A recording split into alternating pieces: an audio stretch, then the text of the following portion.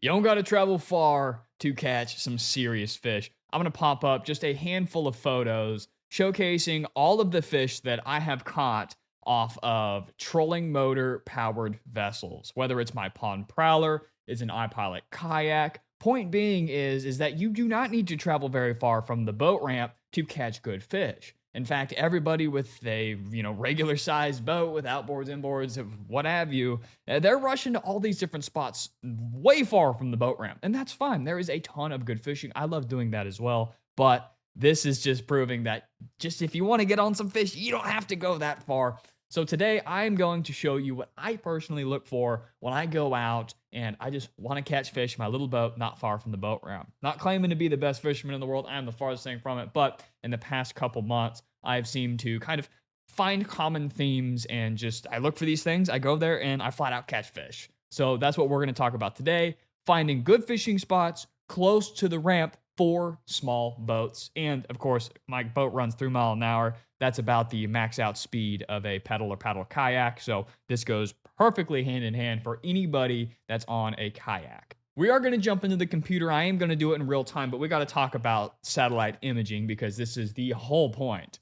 Whenever we are going to plan a trip, I need to see the boat ramp and I need to see what I want to fish. And I need a way to measure exactly how far that is. It's important for me to know how far it is from the boat ramp to this other specific spot. I'm holding my hands down here, but you can't see it. Hold my hands over here. Because what looks really close together on a map could leave you stranded in no time if you don't have the proper power on your trolling motor. Okay, so for just flat out free, easy to use, there's Bing satellite, there's Google satellite, and those are pretty decent. You can filter through boat ramps. There's also 1,000 apps that have satellite imaging, but they show you different boat ramps. There's Fish Brain, there's Fish Spots, there's just so many. And I'm going to say, personally, I use the Salt Strong software. You guys have heard me talk about them before, and it's a really, really good software, and I've made videos and reviews on it. But the reason I like it is because they do have a Smart Spots feature that does actually show you where the fish are biting, and it's almost 100% of the time I go there, I'm on fish. But what's really powerful is being able to use 3 different satellite imaging softwares. I get Bing, I get a high-res sat, and I get Google. It'll also show me the boat ramps. So that's the first thing I look for. Where are the boat ramps? And then I start from there. And it shows me contour lines. It also shows me grass flats and oyster beds. But really, all you need is just Google Earth. All right, so step number 1 is find a satellite imaging software that simply shows you boat ramps. You could even just type into Google boat ramps near me and Google will pop up and populate on the map where all the boat ramps are. It's that easy. But that's step number 1. Don't go looking for spots and figuring out how you're going to get there. I used to do that and wasted all my time because I quickly realized my little boat can't get there once I measured out how far it is. So find satellite imaging software that shows you all the boat ramp. That's step number 1. You can do that basically with everything. And if you are interested in signing up for Salt Strong, I am a partner with them. I only pay $10 a month. They are raising the prices. They might have raised the prices just a little bit, but for $10 a month, it's so much more than just the satellite imaging software. You get discounts on tackle, all that fun stuff. I got videos on it. It doesn't matter. Unbiased opinion, you're going to see this really helps with what we're about to do. So let's jump into the computer and talk about what to do once we've found satellite imaging software that show us the boat ramp. All right, so we are in my satellite imaging program. This is Salt Strong, and just forewarned, it will get a little bit laggy because I'm screen recording, so it kind of gets all screwed up in my little computer. But point being, so let's step 1, start looking for boat ramps. I'm going to turn on my boat ramp layer. You can see there's all sorts of filters here on Salt Strong, but we're going to keep it simple. Let's see, where there's launch spots, which is super nice. That's good for kayaks. We can turn that on as well. I personally have trouble launching anywhere besides a boat ramp because I use a trailer. My prow is pretty heavy, but we'll turn it on just in case because there are some kayak folks watching. Okay, so as you can see where I live, there are a million boat ramps, and I have hit most of them, and they are all phenomenal with great fishing spots. Just wish we had more boat ramps over here. All right, anyway, so for example, let's go. I want to use an example of a video I've done. Oh, I know. We'll do the most recent fishing video. So a lot of my kayak videos, they're actually done right here, but we'll do this. So here's perfect. Let me show you exactly. I can give you an example for a video that you can go back and watch me fish. Now, this wasn't a spectacular day. I didn't have much time, but watch my thought process here. Okay, so right here, we've got a boat ramp. So what I'm looking for is multiple forms of structure and cover. So what I basically want to do to maximize my odds closest to the boat ramp is, well, let me look for multiple reasons a fish would be here. That's really what it comes down to for me. And so for right here, as you can see, this point and that point is where I was catching my fish. I've got videos of me going up into here and catching big reds and all sorts of fun stuff. So what I'm looking for here is, this is a point. Points do great. I couldn't tell you why, but points are just something that I always target, and not always, but they consistently produce fish. Okay, so it looks like on this is actually Google Earth right now. This is nothing special. This software right now, I'm running off of Google Earth. I've got a bunch of different options, but I usually just stick with Google Earth. Google Earth, excuse me. So you can see through the satellite imaging, there's actually grass here, seagrass. So this is a grass flat. It's a point, it's got water moving, and, you know, of course, with this, you can do the tides, but you can look up what the tides are doing any day, anytime for free online. So it's important to go during the tides coming in or out. So an incoming or outgoing tide, we've got lots of moving water at this point at the mouth of this bayou. You've got grass flats, which is another great option. And up here, in case this isn't working for you, you've got, of course, more grass flats on this side. You've got some good-looking docks that stick out into some deeper water. You've got all sorts of docks up here, and you have a secondary point up in here. So in that video that I'm going to pop up right here, I actually started at this point and fishing this grass flat, and I ended up catching my first 3 or 4 fish just right up and through here in this little body of water. So there's multiple reasons fish would be here. Moving water, point, grass flats, you've got docks, you've got quick elevation changes, or depth changes, sorry. So fish also like that too. I caught most of my fish right on the edge of the flat. So I'm gonna turn on my contour line. Google Earth won't do this, but I'm just gonna kind of show you. So right here, we've got the grass flat on the point, but it goes from 2.5 foot to 6 foot pretty quick. You know, fish like that. Fish really like that, and I caught all my fish right on the edge of this. All those trout I caught were right on the edge where it starts dipping down. Now, we can get into the weeds about fish behavior during different scenarios, different weather, different times of year, but this is just a bare bones what I do to go catch fish. Depth change, grass flat, point, moving water. There's a lot of good options here, plus docks if all else fails, and you've got a secondary point in here into this little mini bayou. So that's great. That's literally as pretty basic as it gets. Just many reasons for a fish to be here. Now, this is actually one of the farthest spots I will take for my boat. So this is actually about 1 nautical mile. Now, let me pull up this other completely free app called Savvy Navi.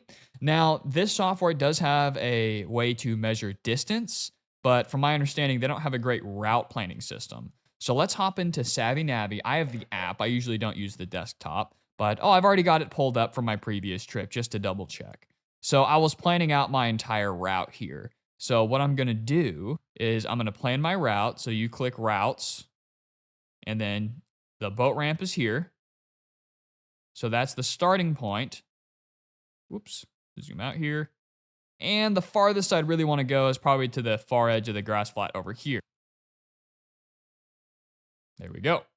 So as you can see, that's about 1.4 nautical miles, and I don't really like to go farther than that. The day I got stranded with my 50 amp hour lead acid is I drove all the way up in here and fished for like 3 hours. Now, I did that the other day, drove all the way down here, fished for hours, and I was totally fine getting all the way back. But that's 1.4 nautical miles, and that's really as far as you'd want to go. I've gone farther, no problem, but it's a lot of driving and a lot of wasted energy on your battery.